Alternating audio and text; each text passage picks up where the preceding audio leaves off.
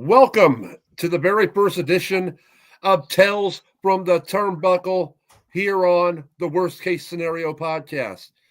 I am your host, Phil. With me is Bennett. Say what up, Bennett. What up, what up, what up? Here we are going to talk about professional wrestling, whether it's AEW, WWE, Independence, New Japan, Mexican, whatever, old school, new school. And we're going to start off tonight talking about AEW Dynamite on the November 27th, 2024. Bennett, what do you think about the show coming up tonight? We're getting the Continental Classic, 4 matches from it tonight. You ready for a little AEW? I mean, I'm ready for it because I ain't got shit else to do on Wednesday. But I don't know if you people watch this, but it's a dog shit show. And it's gotten worse week in, week out for the last 36 to 40 weeks. But I mean, some of it is interesting. Not even interesting. It's interesting in how stupid the shit is.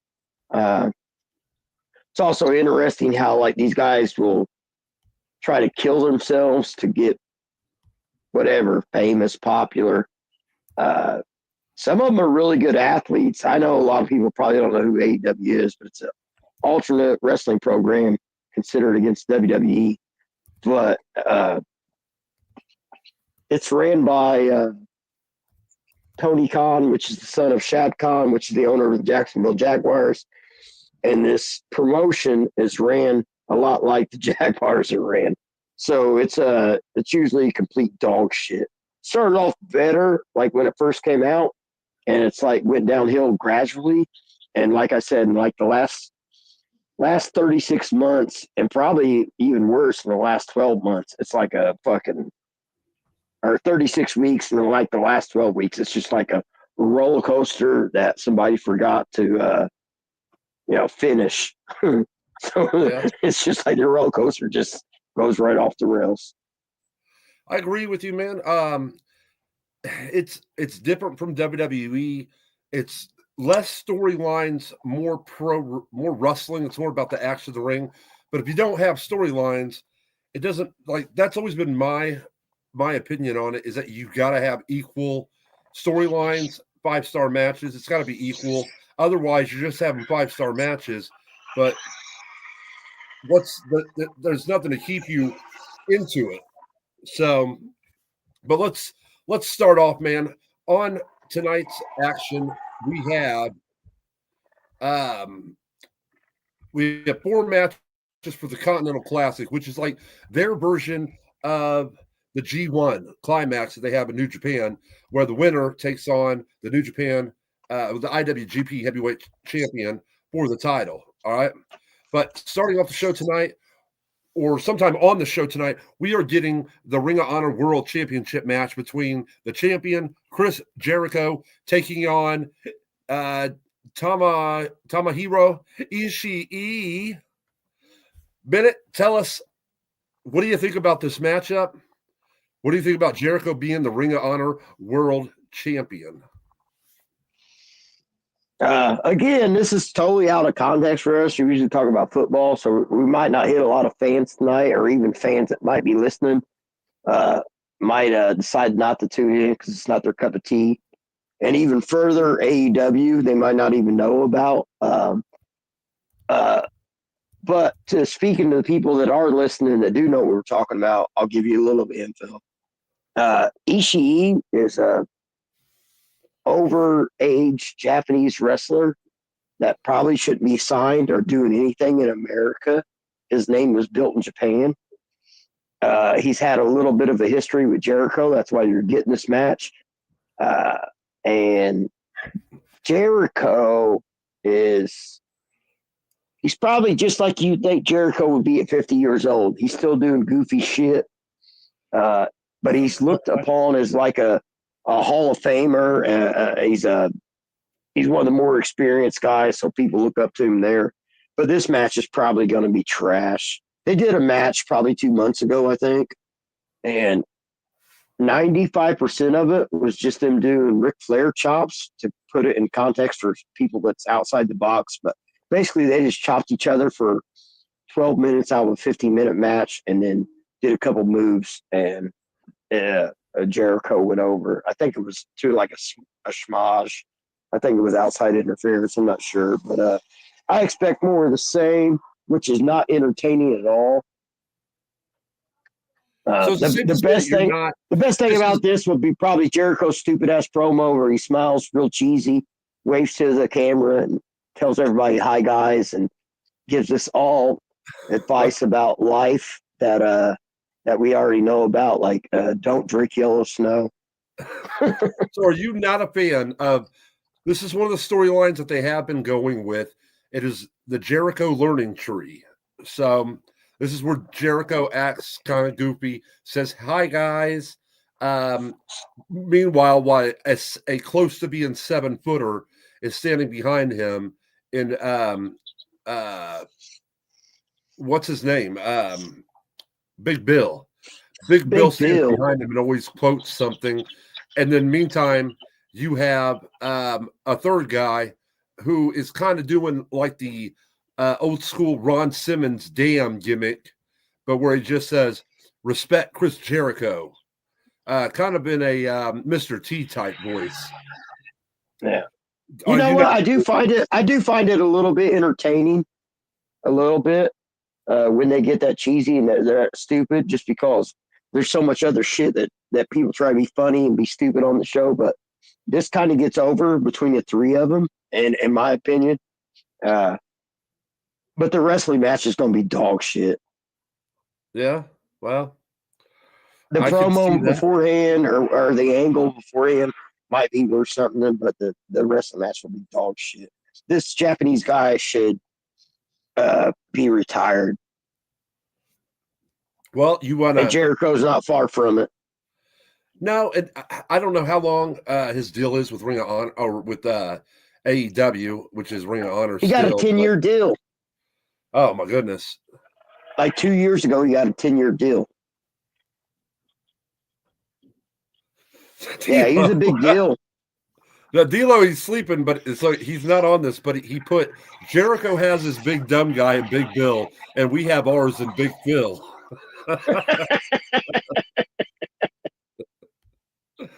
How about that?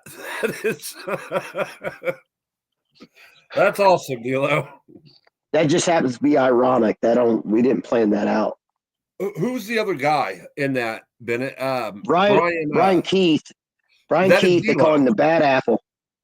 Yeah, the Bad Apple Brian Keith. That is D'Lo. So does that make me Chris Jericho? Obviously it does. And Respect right now, Gary Bennett. Respect Gary Bennett. Just tell us more about your branches with the leaves. Well, hold on. So, you have anything else that you wanna add to this? No, by all means, watch it so you can know what I'm talking about. The match is gonna be dog shit. The Jericho entrance promo, whatever, will be somewhat entertaining, and then it'll be flat. All right. Well, we'll go to these are all matches that are being announced tonight for the show. We are also getting Darby Allin versus Brody King, a rematch from recent times in the Continental Classic Gold League on Dynamite tonight. Bennett, would you like to talk about this matchup? Like I said, they just wrestled recently. So what's your thought on Darby Allin versus Brody King tonight? So you got a 150-pound guy against a 350-pound guy. They wrestled previously in the Indies like 5 times. The bigger guy won every time. The last match, the little guy won. The little guy's getting pushed in this promotion. So it's like he's a big deal. He's a fucking, what do they call that these days? They call him emos. Yes. Well, he's kind of like a punk rocker, I guess you would say. Yeah, he's a 150 punk rocker. I'm not knocking these guys because they're small. I'm a small guy, and I made my way through a small time federation back in the day with wrestling, and got over. And not saying this guy is not over. I'm just saying we already seen this match. So we're probably going to see a lot of the same. Well, Darby They are Allin just beat entertaining, him too, just recently. yes. But I mean, for something to look forward to, if you are going to watch this match, is Darby Allin does something every match to try to injure himself. That's what I look for when I watch Darby Allin matches. He looks for a certain kind of bump to where he's literally going to get hurt, or you think he's legitimately hurt. So Yeah. eventually he's going to catch up with him where he legitimately gets hurt. But like some of the bumps he takes, I've never seen before in my life. And I've took some wild bumps myself. But this guy he's over the top. He jumps off fucking 20-foot tall ladders out to the outside through glass. He lets people spike him into a turnbuckle on the outside. He lets people suplex him, power bomb him on like a 3-inch wide surface where you know it's got to hurt. So it is entertaining, but at the same time, he usually gets up and wins, and it's like it's kind of unbelievable too. Well, so all right, do you have a winner? Who do you think is going to win on this and advance in the Continental Classic? They're still pushing Darby, so I'm gonna roll with Darby. And also, I wouldn't be shocked. I wouldn't be shocked if they went with Brody King though. all right, Just to well, change it up. D'Lo chimed in here with over history, the little guy hasn't sold as the main attraction. Bryan Danielson and Rey Mysterio being the exceptions. People like real heavyweights holding the heavyweight title. That's true. That is true. And there are some exceptions, and Darby Allin is becoming the exception. Well, I was the exception. Like I said, we was in a very small area, but I was the exception, Phil. I was one of the smallest guys. I might have been the smallest guy. But yeah, if you come out there with the aura around you, with an attitude, and you can work in the ring and make it believable, and you make it believable when somebody's like smashing the shit out of you, and people are waiting for that comeback. They really are. When you're smaller, when you're the underdog, when you got all odds stacked against you, people are looking for stuff like that. And when you can do it, but you got to do it in the right manner. If you just do it like willy nilly, it goes unnoticed. But if you do it the right way, like this guy's beating the shit out of this guy. Maybe I don't beat you with a finishing move because you're pummeling me to death. Maybe I just outwit you and roll you up and tie you up in some kind of clever, innovative move. That's how I got over. I didn't roll you up in like a schoolboy. I always came up with like some kind of terrific kind of pin to get myself over. Like it wasn't something natural that you've seen before. I always did something that was unnatural when I beat guys that was bigger than me. Well, D'Lo chimed in and said it's just hard to imagine a 160-pound guy stomping a 300-pound guy, unless, like Bennett said, you got to carry yourself with a certain swag. The question is, has Darby Allin been carrying himself with that certain swag? In the storyline, I believe that they're pushing him eventually to be the one to dethrone Jon Moxley for the AEW World Title. This seems like seen it to that me at the too. end of the pay-per-view the other night when at the end of the pay-per-view the other night, Jon Moxley defeated Orange Cassidy, and then once they grabbed all their gear and they hit out to their truck out in the parking lot, they go to take off, and all of a sudden in comes a car smashing into the truck, which obviously they're not using stunt doubles because Darby Allin he got out of the car and was bleeding. You could tell it was legit. He was bleeding all over the place. And then Jon Moxley and his crew, instead of battling this hurt now guy that just ran his car into their truck, they run and steal somebody else's car and take off. Darby Allin gets out of his car and smashes in their truck's window with a skateboard. Yeah, so I think that's right swag. But do you believe that right now Darby Allin has the right swag? Yeah, I do. Where they put him over, they make him like almost undefeatable because he's so either crazy or he can't be hurt or whatever. I mean, it took a long time for me to prove that to my promoter to like, hey, you're the smallest guy in here. What makes you think that you can get in here and prove to everybody, make this believable? And I came out there and I threw fucking chairs, beer bottles, and I'm talking about like out of script, and where I would like run out and hit these guys without even knowing. And they was like, the fans believed it, the wrestlers believed it. I know I believed it because I was really doing the shit. I mean, you make yourself into a loose cannon. You're 160 pounds and you're launching your fucking body like a missile all the time. And people see you're reckless and you get up from stuff. And I mean, it starts to become believable. Like, there might be something to this little dude. We might want to watch out for him. Well, I agree that I believe that once again, Darby Allin will win tonight. And going back to Bennett to the first match, who do you have going over? Do you have Ishii winning the Ring of Honor title? Do you have Jericho You stick with over? Jericho. Stick with Jericho. I agree. Ishii can't talk, man. Jericho will win that too. Ishii can't talk. He can't talk. No, and he looks weird, dude. He kind of looks like a modern day George the Animal Steel. Does he? Yeah, not? I agree. He don't have a fucking neck. No, it doesn't. And not like a neck in the sense that people were thinking like. Go ahead. You what? No, go ahead. Oh, in the second Continental Classic matchup tonight, we are getting Shelton Benjamin versus Mark Briscoe in a Continental Classic Blue League matchup tonight.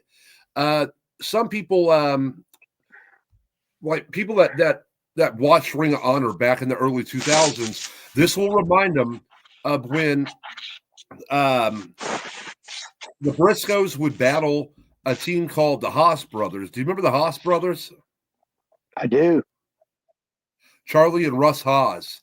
Now, Charlie made it to the WWE. Unfortunately, his brother did not because his brother died. And when he got there, he ended up teaming up with Shelton Benjamin as the world's greatest tag team. And they wrestled together for many years, winning multiple tag team titles. So this is kind of it's a little bit of a throwback to the old school Ring of Honor. Shelton Benjamin, outside of that loss to Swerve, in his few AEW matches that he's had, he's been booked to be really strong. He's been booked strong with the Hurt Syndicate, and I see tonight no difference. I do expect this to be probably the match of the night because Shelton Benjamin can wrestle, and Briscoe can wrestle. So, and also D'Lo just commented, wasn't one of them, weren't one of them Brock Lesnar's tag team in OVW, his tag team partner. Shelton Benjamin was. They were the Minnesota Stretching Crew. Yeah, which was a paying homage to the Minnesota Wrecking Crew of the 80s. Do you remember who that tag team was? The Minnesota Wrecking Crew? I mean, don't quote me, but I do think it was Kurt Hennig and Rick Rude. I'll pull it up. But go ahead and tell me what you think about this matchup.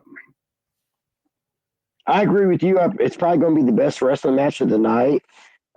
It's going to be the most professional and well thought out and well delivered. You can always get it wrong. Yeah, sometimes it's not your night. You know what I mean? So I agree. You can fuck up a little segment or a little spot that you got planned. But it's probably going to be the best match of the night, both psychology and wrestling wise. Shelton Benjamin, man, he's an older guy, but he gets his shit done. And I mean, what can you say about Briscoe? Briscoe's been doing it for years too, and he's just not acknowledged as someone else because he was in Ring of Honor, so he didn't get a lot of publicity, a lot of whatever clicks, whatever. But these guys are both. These guys are both. These guys are both the real wrecking deal. crew They both minute can was wrestle. Gene. Sinisky? I agree. The Minnesota wrecking crew was Gene and Lars Anderson. Oh. So that was Lars, if you know who, like, it was basically a play on the Andersons from Minnesota. So like the members were Gene, Lars, Ole, and Arn. So I thought it came after but I do that. agree I thought that Kurt Hennig and Rick Rude did a little thing up in Minnesota. That was their they thing. did. They did. I can't remember what the name of their tag team is. I'll look it up while we're talking. And then D'Lo also said, "Is Mark Briscoe part of the legendary Briscoe family?" No, he's no. Him and his brother. He had his brother died. It's been almost 2 years ago. His brother died while picking up his kid from one of their practices and bringing him home. Another car across the lane and had hit him. They've just wrestled for Ring of Honor. Man, it was what, 15, almost 20 years, or maybe it was about 20 years. No actually relation to them, but man, dude, they were a bona fide stud tag team. Ring of Honor, probably the best they ever had. Plus, both guys also during their careers held the Ring of Honor world title. But yeah, it was a small promotion. Both them guys were legendary. Oh yeah, definitely. And his brother now Jay had gotten in some trouble over some tweets that he had putting out about Effie, the guy from GCW. Yeah, Russ. I can see that. And so they weren't going to allow them on TBS because the upper people at Warner Brothers Discovery did not want to put the Briscoes on there. That's why they was always in Ring of Honor. And they changed that up after Jay died and allowed Mark to come on there. But yeah, Cornette, to put it in context, Phil, put it in context. Will you please explain to the crowd who Effie is and what he does and what he represents? Well, Effie is he's a gay wrestler. He plays a gay wrestler, but he actually is a gay man in real life. But he plays it with the fishnets, the rubbing of wrestlers, kind of like Goldust did back in the 1990s. But this dude does it like it's more over the top than that. What's that? It's more over the top than that. Oh, it is. It is extremely over. And yes, D'Lo, Jim Cornette did choke up because he was in charge of Ring of Honor for so many years there, and he worked with both Jay and Mark Briscoe, and he really pushed for them to get into WWE, and they almost did in the early 2012, something like that, but just never ended up getting their foot in the door there.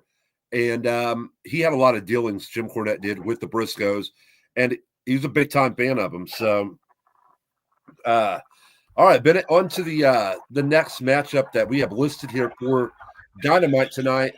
And it has we've seen it before, but knowing that they're allowed to go extra longer in AEW, we're getting Ricochet versus Claudio Castagnoli tonight in a Continental Classic Gold League matchup on Dynamite, man.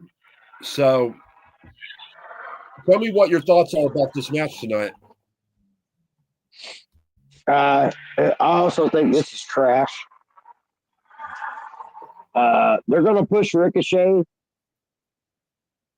They're going to job Castagnoli because that's what they've done since he got there. Ricochet was a big name coming in. He's a big signing. I don't know how else to explain it. He's mediocre at best. Great wrestler, great athlete. Well, I felt like he came in pretty hot. They all do. He came in hot, man, and he's kind of cooled off. They've had him job out to a couple of guys recently. At the pay-per-view, he jobbed out to Keshna. I'm not saying that they should have given him the belt, but It just he's taken some losses recently. D'Lo put down Ricochet. Looks like he's always on a trampoline with the shit he does, and that's 100% fact. He's constantly that's doing badass. What's that? That's badass. That he looks like he's on a trampoline. Yeah, he's got some skills, man, but it's just like he took the big payday to leave WWE to come here, and it looked like they were going to push him. He didn't take the big payday to come to AEW. He took the big payday to see if he could further his career. Because in WWE, he was not going to be a world champion. He might have a shot here, but the way they're using him already, he should have fucking known. He should have known. You're not going to be a world champion, at least not anytime soon. No. But then you're saying that, but then they're talking about putting the belt on Darby Allin, which I think Ricochet is actually bigger than Darby Allin. He's not homegrown. That's the whole key there. He's not homegrown. He's not one of the pillars, the AEW pillars. So, but I mean, it looks like when you think about those AEW pillars, one of the other pillars, Sammy Guevara, it seems like they've completely moved on from him. Yeah, completely.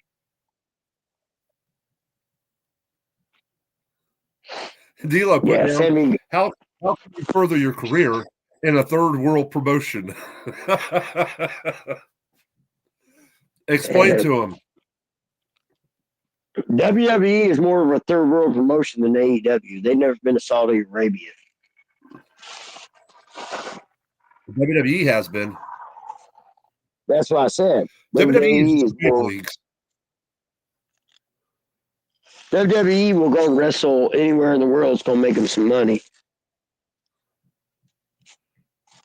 Yeah, I mean, I agree. All right, so who do you see taking this tonight? Do you see Ricochet getting his hand raised, or do you think Claudio?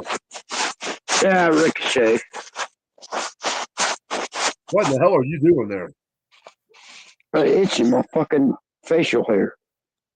Yeah, that is extremely loud. I could hear that. All right, I got my earbuds.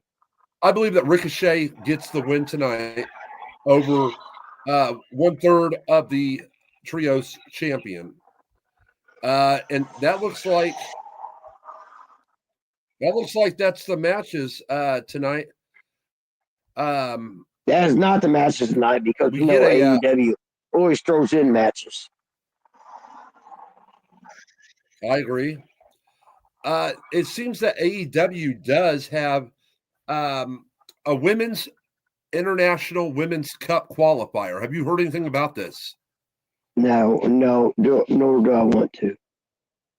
Looks like they're having a tournament for the women. And I don't know if this is to be like the Continental Classic, but it does tonight. Jamie Hayter will be in first round action versus Queen Aminata. Oh, God. Coming up on Collision, we get Serena Deeb versus Willow Nightingale. That's not until December 7th. I don't understand why it's so far apart. Can we please go past this? We can. Have you heard any of the other stories coming out? Have you heard any of the stories coming out recently on AEW side in the news? The only thing I ever hear about them coming out is them defending themselves, the reason why they do the stupid shit that they do.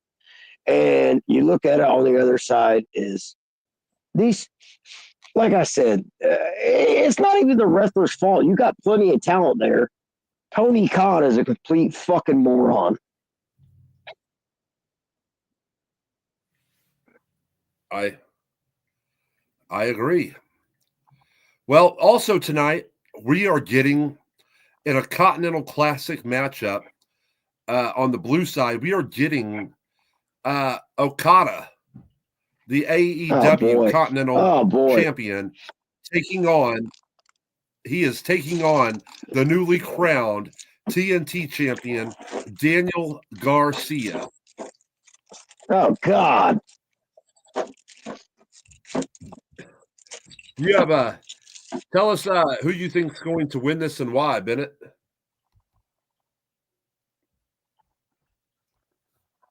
Well, first of all, before I even start off, I'm gonna say who gives a fuck. And second You of what? all, I don't think anyone gives a fuck. Oh, they care, buddy. Like D'Lo said, look at the owner, Tony Khan, look-alike, every third world dictator. I mean, sometimes when you get down to the bottom of it, like I said, this is all trash. Well, I think Like this Okada guy, will pick up the win tonight over Garcia. Not much of a storyline there, but I mean, I don't know. They're pushing Garcia. yeah, but Okada's taken few losses in the ring in AEW. I don't think he's taken one. Yeah, I think you might be right. That's why I don't see Daniel Garcia being the one that gives him his first loss. Not until the pay-per-view. Well, that's different. Yeah, I mean, I could see it on pay-per-view, but I don't see it on the Dynamite. Are they going to do this thing with the Garcia and Okada? They're doing that tonight. I know, but are they going to like make it a thing? Sometimes they make it a thing. Well, see, I don't understand what they're talking about because it's saying tonight, but then it's saying something about Saturday. Special time, coast to coast, Saturday. They already got a promoter for the next fucking day, next week. Yeah, it's saying this Saturday. It's saying that the match, or it's saying I'm sure it is. this Saturday. I'm sure they'll do a replay of it. I'm not a replay, but a rematch of it. I'm sure this will go on for a fucking month until next pay-per-view. And that's what you'll get. And you'll get to see shit wrestling from two shit wrestlers from now until the fucking next pay-per-view. And you never even know with these guys. They might do another fucking shit show wrestling with the same two guys 2 to 6 months from now. I agree. I agree 100%. I don't know. We'll see what happens with Dynamite tonight. They really got to pick up on the storylines wise because they are lagging behind compared to the WWE and what the WWE has going on storyline wise. And like I said, everybody loves a 5-star match, but not every match is meant to be a 5-star match. And that's the problem that they struggle with in AEW is not understanding that. No, because they're playing there's a higher power behind the fucking whole wrestling genre that AEW looks to. And it's a fucking retard that writes fucking a publishment every week. Talk about His Dave name Meltzer? is Dave Meltzer. Yes. Yeah. He does he seems to I don't know if you happen to hear that they did the Hall of Fame for that. Have you listened to that episode of Yes. Cornette? Yes. And you're talking about some guys like the Junkyard Dog aren't in the Hall of Fame, but yet the Young Bucks just got put in by Meltzer. That's extremely crazy to me. When you think about what the Junkyard did for wrestling in the 70s, that's for one generation. That's for one generation. Take it to the next generation and take it to the same level for both tag teams. The Steiner brothers are not in, but the Young Bucks are. Are you fucking kidding me? That's you publish a wrestling magazine. And this is the Wrestling Observer. How does this guy get paid? He gets paid because people buy the newsletter, and that's how he's getting paid. He's got enough people that's buying this that he's getting paid that way. Well, he's absolutely wrong, and he's a fucking moron. We're not disagreeing with you on this. Would you like to move on to Survivor Series, Bennett? WWE. WWE. You ain't gonna like that one either, but go ahead. All right, let me bring this up. I will bring up the card for the pay-per-view this Saturday. It's in Canada. The only difference is the only difference in what you just brought up is that is a falsified card that is not subject to change. Or what I'm saying is it will change. And this, what you're getting ready to lay out there to us, is this is what the card we're going to see tonight, or on the pay per view on Saturday.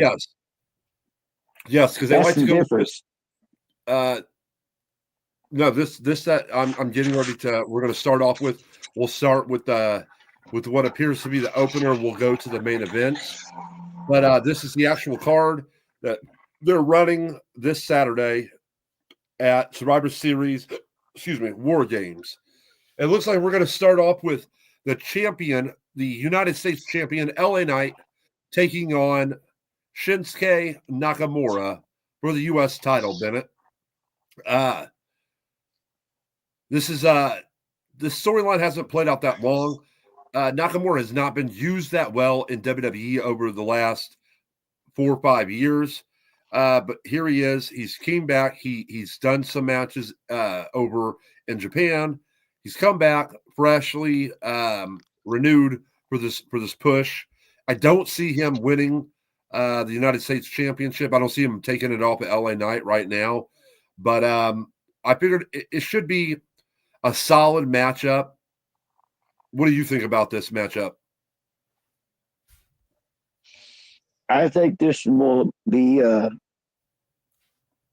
I want to. By the way, I want to coin this phrase because I think I'm the first one that's going to say it.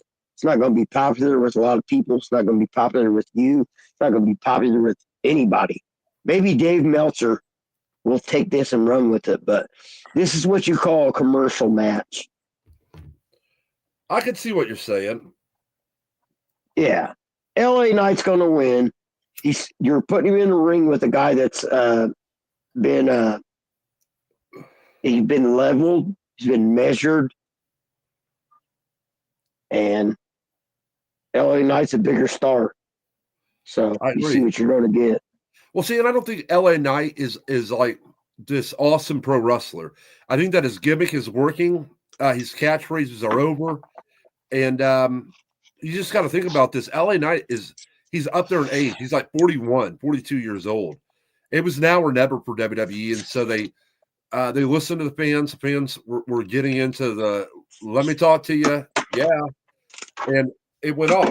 They gave him the United States title. I don't know if they'll ever give him the Universal or the World Heavyweight title, but this might be his ceiling. But I do agree he's going to go over here on Nakamura. Yeah. All right, matchup 2. We have the Intercontinental Champion Braun Breaker defending his title in a 3-way triple threat match versus Sheamus and Ludwig Kaiser. Bennett, who do you see winning this 3-way matchup, this triple threat, and why? I don't see him taking the gas pedal off of Braun.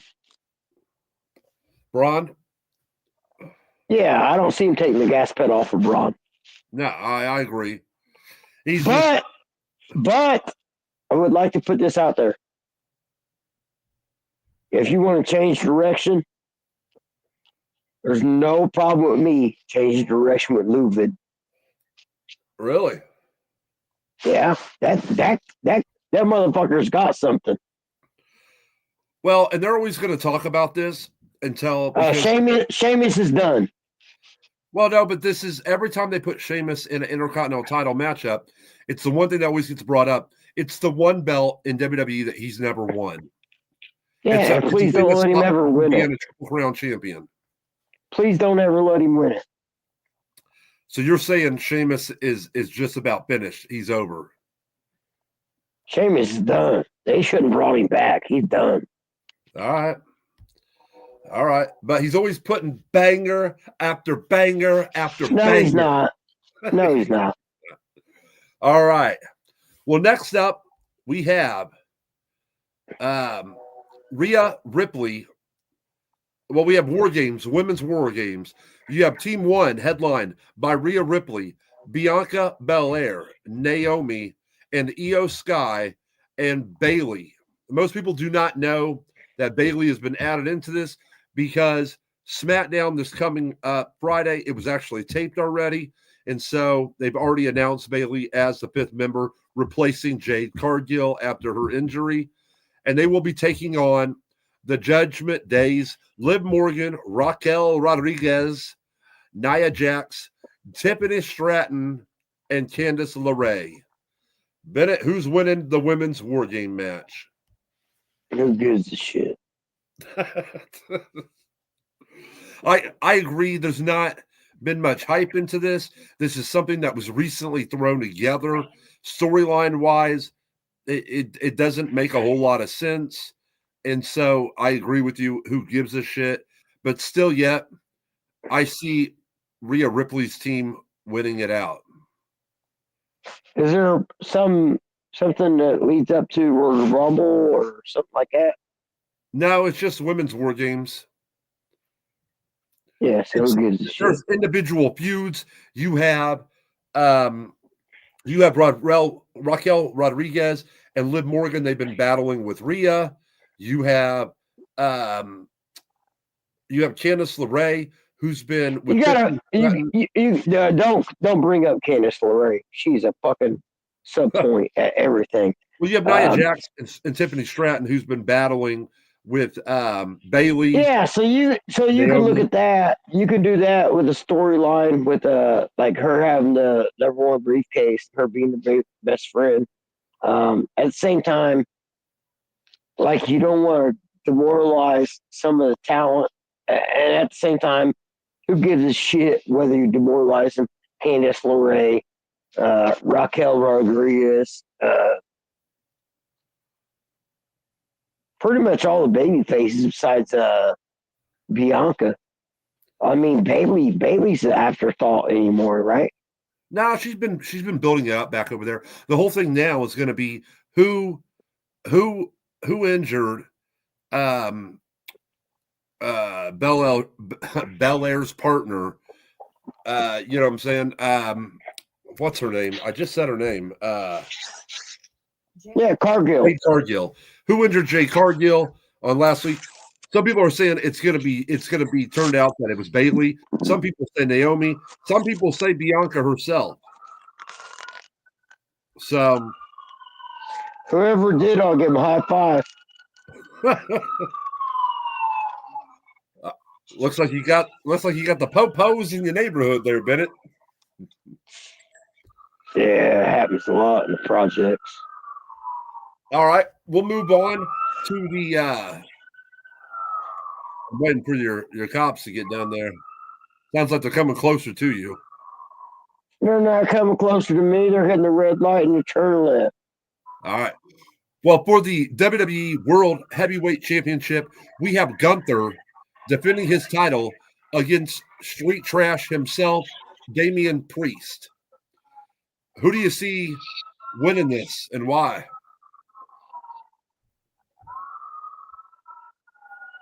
They build up Damian so strong that you got to give it to Gunther. I agree. Well, it's old. It's whoever. You always take it back to like Raw or SmackDown. Who's the last man to get over? Who's the last man to shine going into the pay-per-view? Because traditionally, whoever is the man going over on the last show before the pay-per-view is usually the guy that loses at the pay-per-view. Yeah, it's how we sell more T-shirts, man. I don't know how that equates into it, but yeah, I mean, you kick my ass for 2 weeks in a row, I kick your ass for pay-per-view. We sell the equal amount of T-shirts. Okay. Well, I do believe how'd you not have that in your algorithm? What's that? How'd you not have that in your algorithm? Well, no, I didn't quite hear it all because of the background noise there, so I didn't quite understand what the hell you were saying, but I understand now. It's to make the challenger seem as though he has a shot, when in reality, we all know he doesn't. We all know that Damian Priest does not have a chance of beating Gunther. Gunther's going to take this title. If he doesn't lose it at the Rumble, then he's not going to lose it until Mania. So I would say Gunther goes over. It'll be a fine match, but I say Gunther goes over. Yeah, for sure. Now, the one thing is they have not announced Cody Rhodes versus Kevin Owens. That's not listed on here. I don't know if please do not announce that. Yeah, I don't know if they're going to have that, but we do have one match left up, and it's a match that everybody's waiting for. It is the men's War Game match. We have the original bloodline, the OG bloodline, Roman Reigns, Jimmy and Jay Uso, Sammy Uso Zayn, and now their fifth member, CM Punk, with Paul Heyman, taking on the new bloodline, Solo Sikoa, Jacob Fatu, Tama Tonga, Loa, and Bronson Reed. Tell me, Bennett, who wins this match? They've been pushing the storyline. The bloodline storyline has still been going on for 4 years. At times, it gets very, very intriguing. Right now, it is very, very intriguing. Who wins this match, Bennett? Yeah.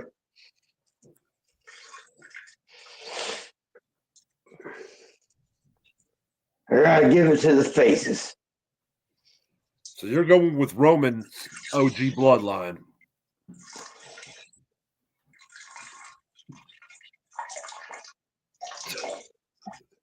What was that? How many is it? How many pay-per-views you got until WrestleMania? How many what? Pay-per-views we got to WrestleMania. Oh, you still got the Royal Rumble, Elimination Chamber, and then WrestleMania.